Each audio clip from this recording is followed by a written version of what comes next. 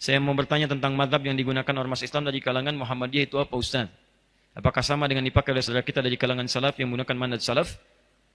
Dan saya ada di lingkungan yang beda madhab, apakah yang dinamakan toleransi saya juga harus mengikuti cara bermadhab, cara ibadah seperti mereka?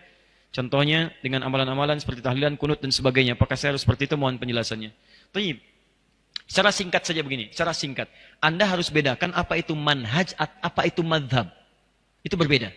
Saya sering sampaikan kalau manhaj itu cara kita berislam. At-tariqul wadih, jalan yang jelas menuju Islam dengan jalur mengikuti Nabi SAW. Contoh, saya hapus ini misalnya ya. Siapa Nabi kita? Nabi Muhammad SAW. Apa yang diturunkan pada beliau untuk membimbing kita? Al-Quran. Allah turunkan Al-Quran pada Nabi Muhammad SAW. Nabi Muhammad menjelaskan isi Al-Quran kepada masyarakat yang hadir di zaman beliau. Saya sebut masyarakat, bukan hanya sahabat. Karena Quran diturunkan bukan hanya pada para sahabat. Pada masyarakat pada saat itu. Cuman ada kalangan orang yang ketika diberikan tidak mau mengambil. Itu poinnya. Yang mau mengambil beriman pada Nabi, hidup di zaman Nabi, melihat Nabi disebut dengan sahabat pada saat itu. Nah, penjelasan Nabi kepada para sahabat, masyarakat disebut dengan hadis namanya. Hadis. Apa yang dikerjakan, apa yang dilakukan, apa yang dikatakan, apa yang melekat pada Nabi namanya hadis. Kalau itu jadi pedoman kehidupan berubah namanya dari hadis jadi sunnah.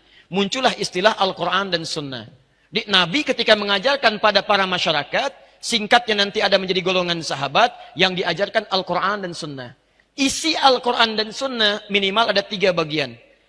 1 disebut dengan ibadah, 2 disebut dengan muamalah, 3 disebut dengan akhlak. Isi dari ketiga ini dibagi pada 2 bagian. 1, dalil dan tuntunan yang hanya 1 ragam saja, 1 cara. Di 1 dalil, 1 cara. Contoh, saya langsung ambil dalam ibadah. Contohnya sholat.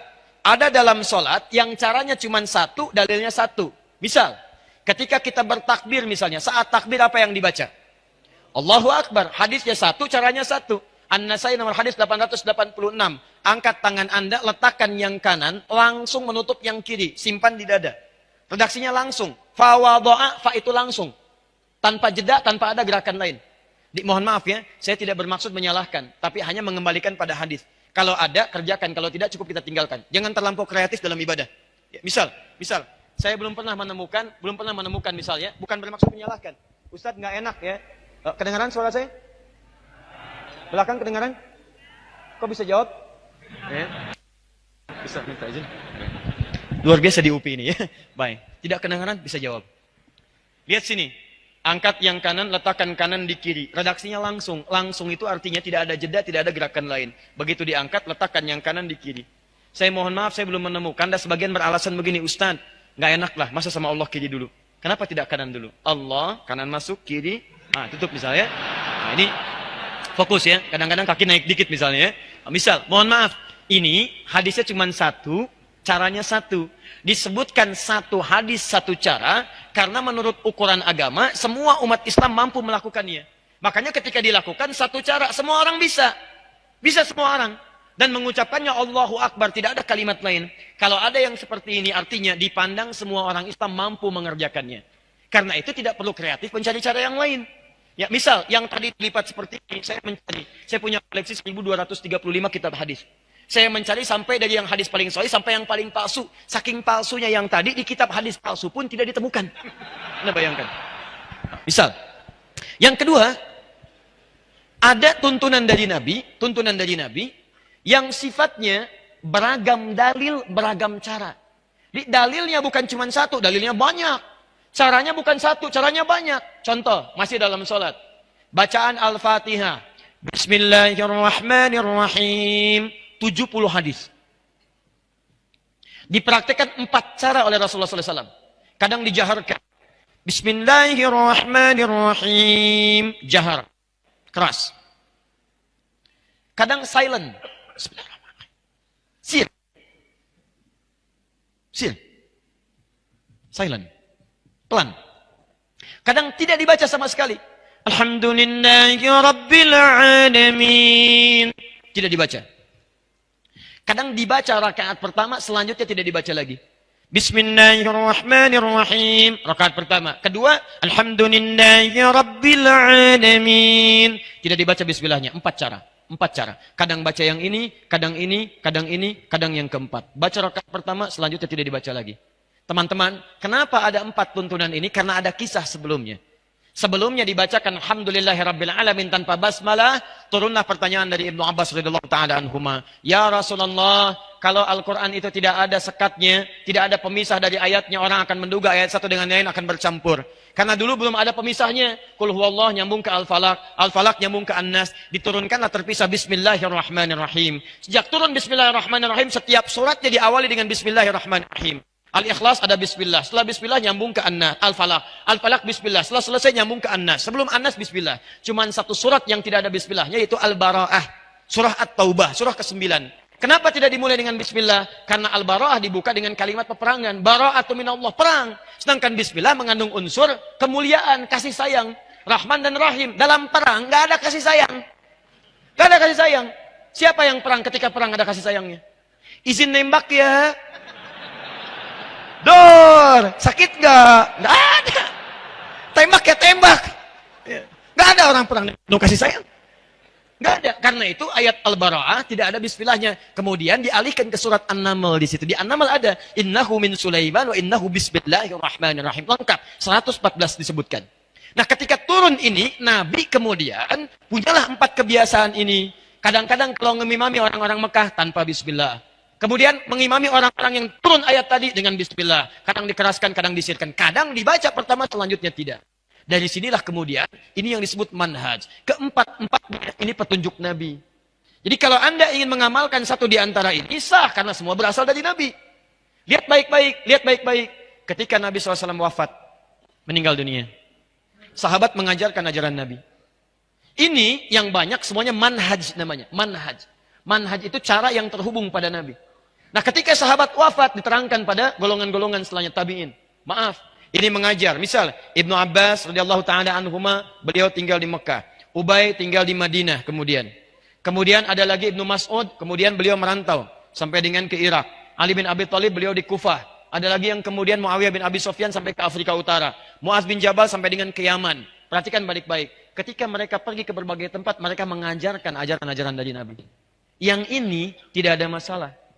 Tapi yang ini, kan nggak mungkin mengajarkan keseluruhannya. Anda ketika akan menunaikan sholat, kan nggak mungkin membaca keempat cara ini. Pasti harus pilih salah satunya kan? Harus pilih. Ustaz nggak bisa, itu sunnah Nabi Ustaz. Jangan dipilih-pilih, semua kerjakan. Saya nggak apa-apa, kalau saya keempat-empatnya saya baca. Masya Allah. Imam Upi subuh, baca keempat-empatnya. Bismillahirrahmanirrahim. Bismillahirrahmanirrahim. Tidak dibaca sama sekali. Ini nggak bisa. Anda harus pilih salah satu. Harus pilih. Nah, ketika Anda memilih, baik, ketika Anda memilih, keempat-empatnya ini harus dipilih salah satu. Dibedakan pernikahan dengan bacaan sholat, ini berbeda. Lihat sini, fokus. Ini semua empat-empatnya disebut dengan manhaj. Ketika Anda pilih salah satu, kan, maka kalimatnya berubah. Ma dhahaba ilaihi. Ma dhahaba ilaihi. Hal yang cenderung saya pilih. Ma, pilihan. Dhahaba ilaihi, yang condong saya kepadanya. Ketika saya ambil pilihan itu saya praktekkan.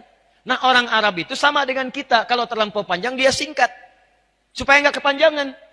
Ma dhahaba ilaihi, keraskan. Ma dhahaba ilaihi, sirkan. Kepanjangan. Singkat. Madhab. Singkat. Madhab. Ma dhahaba ilaihi, singkat jadi madhab. Dia ada singkatan-singkatan di Arab. Bahkan beberapa ayat di Quran itu istilahnya bukan bacaannya. Istilahnya bisa disingkat. Disingkat yang dimaksud bacaannya. Misal, Bismillahirrahmanirrahim, basmalah. Alhamdulillahirrabbilalamin, alhamdulillah. Oh, ini sudah jam 9. Saya mohon maaf barangkali kita harus coba akhiri dulu. Kita tutup ta'lim kita malam ini dengan bacaan hamdalah. Hamdalah. Tidak. Ya. Belum selesai. Ini contoh. Ya.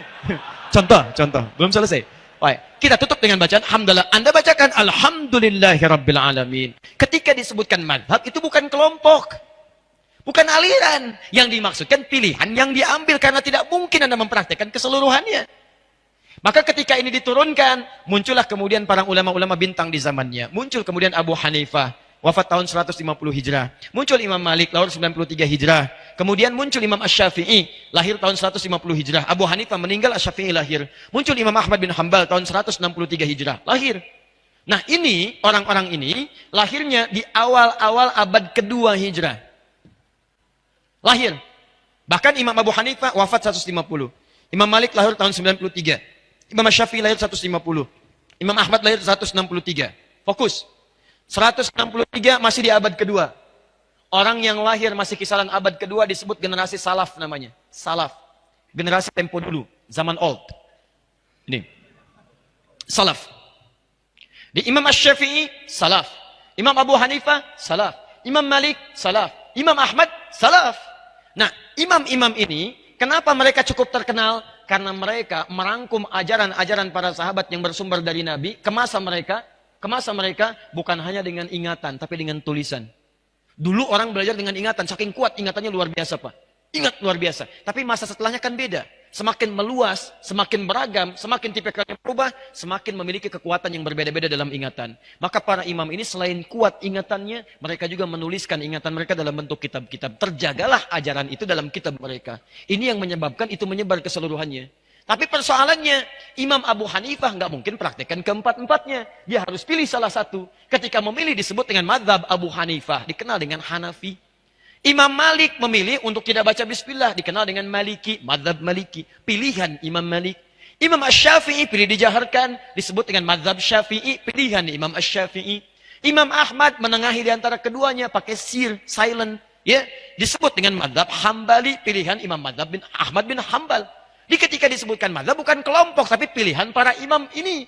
Dan mereka tahu keseluruhannya, cuma harus memilih mana yang dipraktikkan. Nah, persoalannya adalah ketika imam ini mengajar, disampaikan generasi setelahnya, generasi setelahnya sampai ke kita. Menyebarlah sekarang. Mazhab Abu Hanifah ada di sekitaran Asia Selatan, India, Pakistan, sampai ke timur jauh di Cina. Kemudian Imam Malik sekarang dulu di Madinah. Kemudian menyebar setelah itu sampai ke Afrika Utara. Libya, Tunisia, Maroko, Aljazair, ya, kemudian sampai dengan nyebrang sedikit Mediterania, Italia, Prancis, sampai ke Spanyol, itu Maliki. Syafi'i ada di kisaran Syam, Syria, sampai sebagian di Mesir, sampai Asia Tenggara. Kemudian Ahmad bin Hanbal, Hambali, itu kisaran Teluk, terutama Saudi. Ya, di kerajaan Arab Saudi, mazhabnya Hambali, bermadhab, Hambali mazhabnya. Makanya jangan kaget ketika ke sana, bismillahnya disirkan. Ketika ke Syria, bismillah dijaharkan. Kenapa? Karena yang dipraktekkan, ini prinsip. Semuanya semanhaj dengan Nabi. Madhabnya boleh berbeda, tapi manhajnya sama bersumber dari Nabi. Pertanyaannya, orang Indonesia masuk kemana? Orang tua kita luar biasa. Semua negara ini dikunjungi. Ada yang belajar ke Pakistan, ada yang ke India. Ada yang belajar kemudian ke Libya, ke Mesir, Tunisia, Aljazair, Maroko. Ada yang belajar kemudian Syafi'i ke Syam, ya, ke Syria. Ada yang belajar sampai ke Saudi, ke Madinah, ke Ummul Qura. Pulang-pulang ke Indonesia, dibawa semua khazanah itu. Yang jadi masalah kadang, mohon maaf, kadang tidak disampaikan secara sempurna. Yang disampaikan apa yang dibawa aja. Inilah sumber pertama gagal paham dalam persoalan ini. Yang pulang dari Saudi misal, orang Surabaya datang ke Bandung, Bandung baru pulang dari ini, yang Mesir misalnya, di sana prakteknya Syafi'i, bismillah dijaharkan, yang di sana disirkan. Begitu datang ke sini, bismillahnya, misalnya maaf, tidak dijaharkan. Biasanya jahar jadi sir. Bismillah. Alhamdulillahi Rabbil Alamin. Bid'ah. Ini masalahnya. Saya pernah ditinggal di Mekah, 2010. Saya tugas di Mekah, menerima jemaah haji pertama kali. Masuk sholat isya, imamnya Syekh Sudes. Bismillahirrahmanirrahim. Alhamdulillahi Rabbil Alamin. Wih, imamnya Muhammadiyah. Loh, Muhammadiyah cabang Masjidil Haram. Luar biasa itu. Oh, Anda bayangkan. Bukan salah, sebenarnya cuma pengetahuan yang kurang masuk. Saya di Libya itu pernah mengajar beberapa siswa. Terus ada yang orang Indonesia. Saya bilang, ayo kumpul. Anda nanti gini ya, nanti ada liburan, Anda pulang ke Indonesia, coba lihat bagaimana karakteristik masyarakatnya, apa yang dibutuhkan. Pulang lagi ke sini, siapkan pelajaran supaya masyarakat yang perlukan itu bisa mendapatkannya. Jangan cuma belajar yang umum-umum, pelajari yang masyarakat Anda butuhkan. Kita bikin kelompok. Singkatnya setelah pulang dari liburan, saya tanya, Anda kemana kemarin? Saya ke daerah ini Ustaz. Apa yang terjadi? Saya tanya pertama kali, berapa jumlah orang Islamnya? Dijawab, Alhamdulillah Ustaz, 95% Muslim. 5%-nya apa Pak? Muhammadiyah. Nah, sama dengan pertanyaan ini. Nah, jadi, gini baik-baik, lihat. kita itu kalau semua bersumber dari Nabi, manhajnya sama, walaupun mazhabnya berbeda, bukan berarti kita beda. Tadi sepanjang jalurnya ke sini, ini kita orang ikut salaf. Salaf ini. Kita tidak mungkin mengikuti jalur kecuali lewat orang ini dulu. Ulama-ulama mulia, enggak mau, saya mau langsung, enggak mau mazhab. Saya mau langsung ke Nabi aja, Quran dan Sunnah. Anda pernah ketemu Nabi? Kapan Anda ketemu Nabi? Jadi semua orang yang Quran Sunnah akan kembali lewat sini dulu. Syekh Al-Albani ngambil turunan Ibnu Qayyim Al-Jauziyah, ngambil turunan Syekh Ibnu Taimiyah, ngambil turunan Imam Ahmad bin Hanbal, Hambali. Syekh Al-Albani, Hambali. Ya, Syekh Al-Buti, Asy-Syafi'i, Syekh Ar-Rabiti, Maliki, Syekh Dakhlawi, Abu Hanifah, ya, Hanafi, Ahnaf. Dari semua ini naik ke atas. Nah, orang yang mengikuti jalur ini ulama disebut dengan salaf. Setiap yang mengikuti, yang diikuti tambahkan i di ujungnya, i di salafi. Salafi itu artinya orang yang mengikuti jalur salaf. Jadi kalau Anda mengikut ini, Anda namanya salafi. Karena itu saya sering mengatakan, umat Islam itu seluruhnya salafi. Nggak ada yang tidak salafi. Kalau bukan salafi, dari mana Anda belajar? Karena kita pasti melalui jalur yang ini. Di salafi itu bukan kelompok, salafi itu bukan golongan.